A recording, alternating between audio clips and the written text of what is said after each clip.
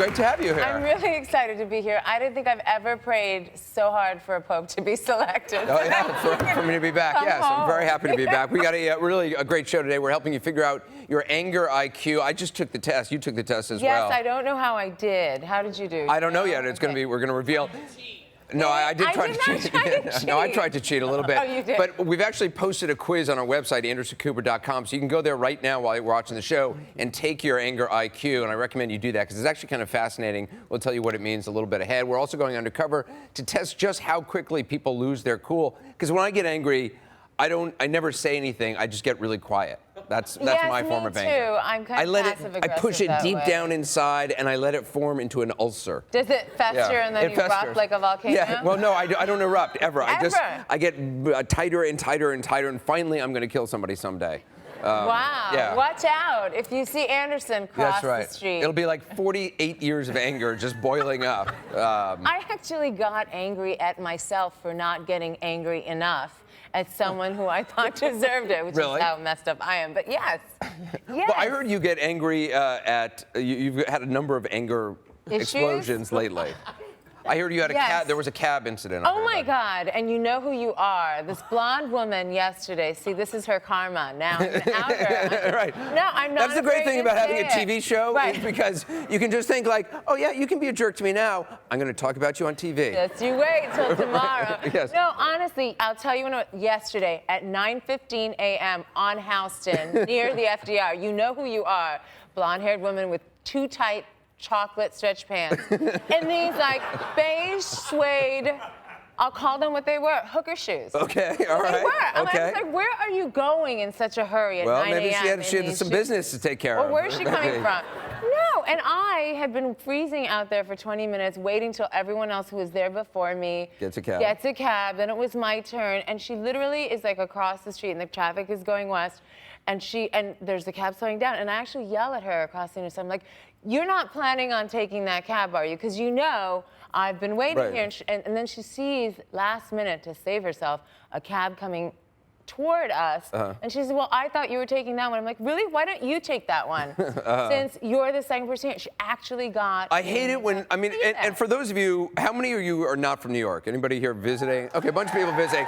Let me just give you some advice on hailing a cab, because I know it can be confusing. Different cities have sort of different rules and stuff. Do not upstream. Do not upstream for the cab. Upstreaming is the age-old trick. You don't want to be on the same corner as somebody. If somebody's there before you, they get the cab first. But the trick, you think you upstream. You go up half a block and you think, oh, they don't notice. Believe me, New Yorkers, we notice. Everything. We notice this sort of thing. And if you upstream, there's nothing ruder than that. It's terrible. You know, when I'm in a rush, I will say to the person, like, where are you going? Can we share a cab? Can I split it with you? Because I figure that's good for the environment, too. You share cabs in New York City? I do. I've met some great people sharing cabs. Wow, well, that's nice. And there's a great moment when they're a Top Chef fan, right? So either you don't know about Top Chef or you're a rabid fan. There's nothing in between. And they're always like, oh, my God. I remember sitting next to someone at the Knicks game, and he said, oh, my God, you look like that girl from my favorite show. I said, I am that girl. It was a beautiful game. Beautiful game. But the thing about being well-known, I mean, as you know, you're way more well-known than I am, but, like, you can't upstream. You can't ever be rude. You can't get away, because it'll be in the New York Post. Right. Well, and everybody has a blog now or tweets, so like you cannot be rude to anybody. And I'm not a rude person, but because I feel like everybody. It's weird at the airport. Lately, I've noticed like TSA people who are incredibly hardworking, and I feel for them because they're on the front lines of the stuff, and they get no thanks whatsoever. But they're so nice to me, and they'll say like, "Oh, you can go ahead of the line." And I'm like, "No. Like, I appreciate the offer, but no. Celebrities don't need special treatment. They don't need to be brought to the front of the line. They can stand in line just like everybody else." I agree. I totally agree. The last thing in the world. I have to tell you another thing that makes me angry. I just thought of this. Is that I was, coming back from India with my daughter, and like this airline, which shall be nameless, but that's the other good thing about TV shows. You can name the airline. You can say, oh yeah. Okay. No. If you want. No, but and I splurged. I got a business class ticket because it was a really long flight, and they wouldn't let me on earlier. And I have a child in my arms, who I'm carrying, by the way, because she's dead asleep, convenient for her, not for me, with a bag and everything. And I actually went up to them and said, I'm sorry, don't you need to pre-board children? A lot of times overseas, they don't do that. Yes. Yeah, I know. What is up I don't know. with A lot that? of foreign airlines I've noticed don't pre-board people with kids or anything. They just call everybody at the same time. So Yeah. it's like, boom, everybody It's tries to get on. terrible. Yeah, I would imagine that. Obviously, I was in Rome to cover the Pope, which was. Did you eat well? You know, I'll tell you the truth.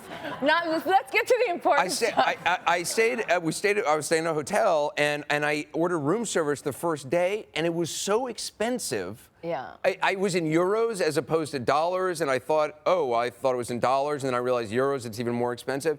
It was so crazy expensive. And you notice that more when you go for a cable network than for network. Right. We're on a per diem, so Right, like I get yeah. $25 a day or something meal per diem. So I literally ordered just a spaghetti. Yeah. It was like $50 or $60. I know. I couldn't believe it. What's in that spaghetti? And it was tiny. Right? I couldn't believe it. Yeah. And the room service guy came, and this is what a room service to me is the greatest luxury in the world. I love staying in a hotel. And it's an expensive luxury. Right, it's an expensive luxury. And what's even more expensive is they add now the service onto it. 18%. Right, 18%, which is fine.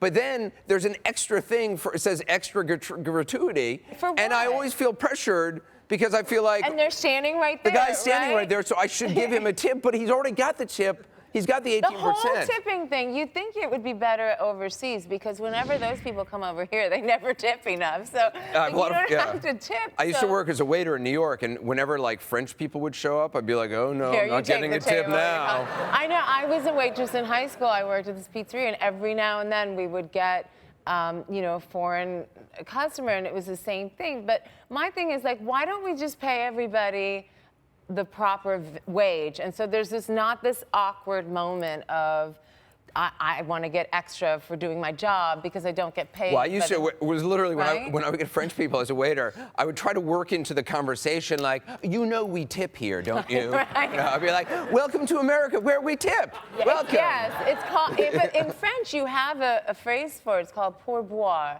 It means, for your drink or to get a drink after, like a little extra for the cab driver, which you don't want your cab driver drinking. So I never understood that, why do you encourage drinking for your cab driver? But there is, a name for it, but I don't think they have one in Italian. It was just incredibly exciting to be there, and it was fascinating because you spend, you're waiting for the white smoke or the black smoke to come out of this pipe, and so you're spending 12 hours on this platform. That must have been why they were taking so long. Well, no, you're standing. It's really a long time. You're spending 12 hours on this platform watching a video monitor of the chimney, and it's mesmerizing after several hours of just watching an inanimate object. It's really strange. You begin to project all these things onto it, like the chimney seems sympathetic to me, or like I'll tell you what's more pathetic. You're watching it, but I was at home in my bed watching you watch it. Watch it.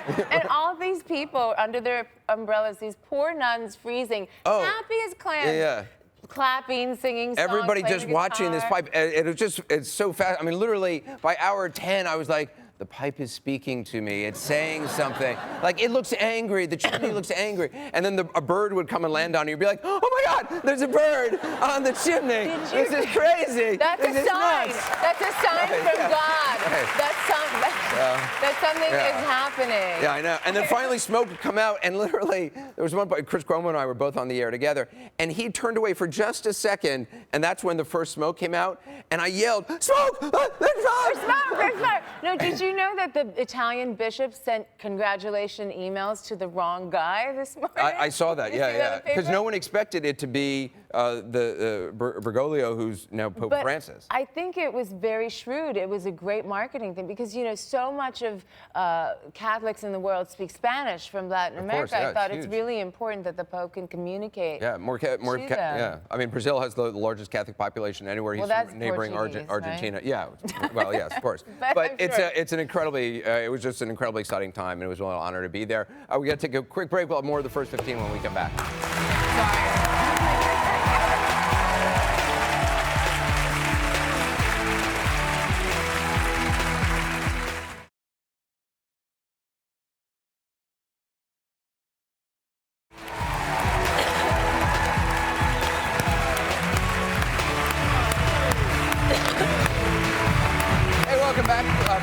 Lakshmi is my co-host from Top Chef. On Twitter, Justin is saying, "Oh no, you didn't take that cab from Padma Lakshmi."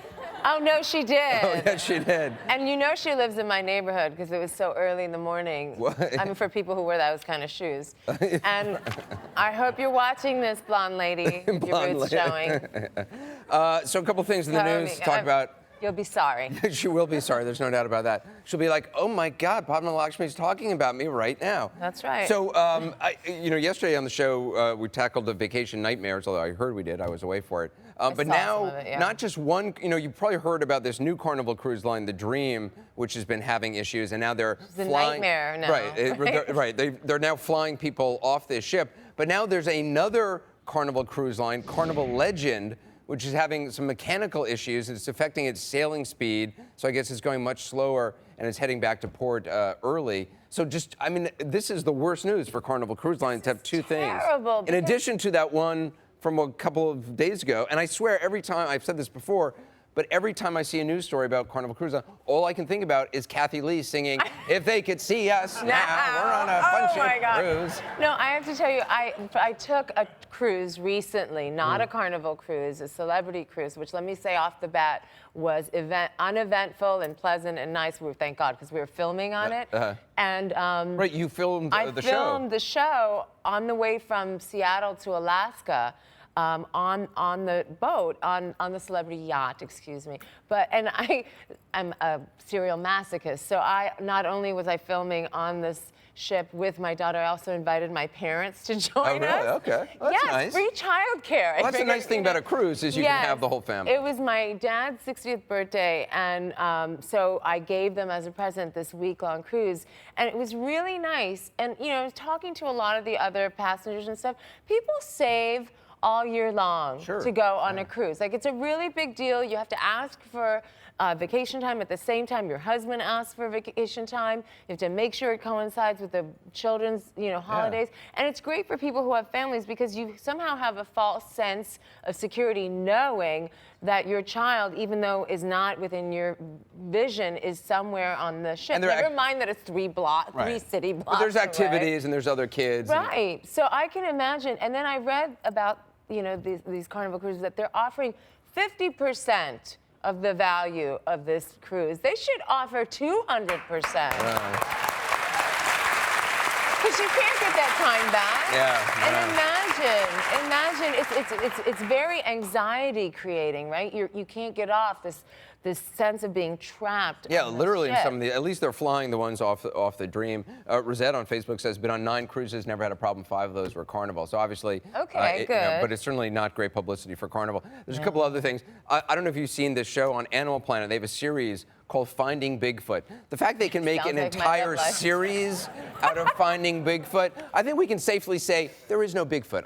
I don't want to ruin it for everybody, but I don't think there's a Bigfoot. Do we have the video? There is there's video. Because I want you to see This is one young kid on the show who reenacted his encounter with Bigfoot, and for some reason I just think it's so funny. Let's take a look. Can you tell me what happened, every detail from that day? Okay, I woke up at 7:30 a.m. and I sat on the couch and my dog was barking at something serious. I just got up and walked to the door and I saw it. Yeah. That's a gorilla. That looks like a gorilla or a bear walking on all fours. I mean, what? Whoa, Jesus! Oh, Lord!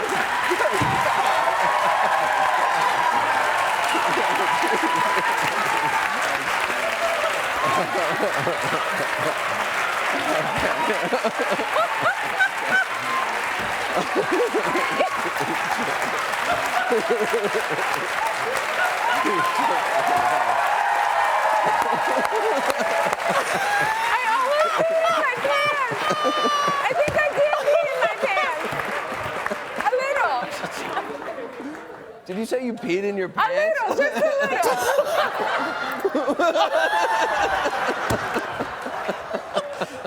Bring Bigfoot back out. Bring Bigfoot back out. Bring Bigfoot. You ladies all know this. This is what happens after childbirth. Can't hold it up.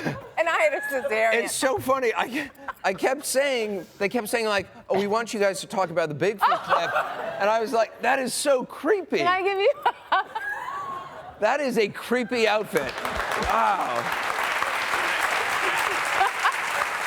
You know, I was almost gonna say before our friend came out here, why is it that, you know, a UFO or Bigfoot never lands at Harvard? Like never comes, you know, never winds up like on the front lawn of MIT. You know, it's always like in the middle of a cornfield where there's one guy who has to write a newspaper. Where the tap-out kid is watching TV. Yeah. Yesterday, because we knew we were going to do this, so we sent Bigfoot around 57th Street. Oh, really? So just take a look at this tape. And no one noticed him knew. at all.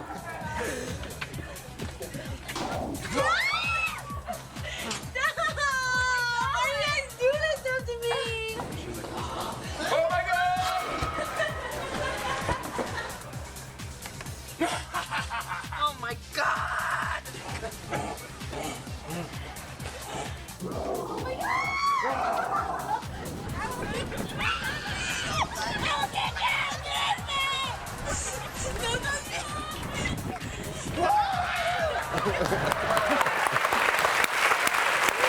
That is a creepy outfit. That is a very creepy outfit. He's a very tall person in there. Well, also weirdly, like the proportions are weird. Like his arms are really weird. That was very funny. Like, wow, that's gonna live on YouTube for a while. Me being scared by Bigfoot. Yeah, we're gonna take a quick break. While I change my undergarments. Up next, we're helping you figure out your anger. Take the quiz right now at AndersonCooper.com. Find out what it means when we come back.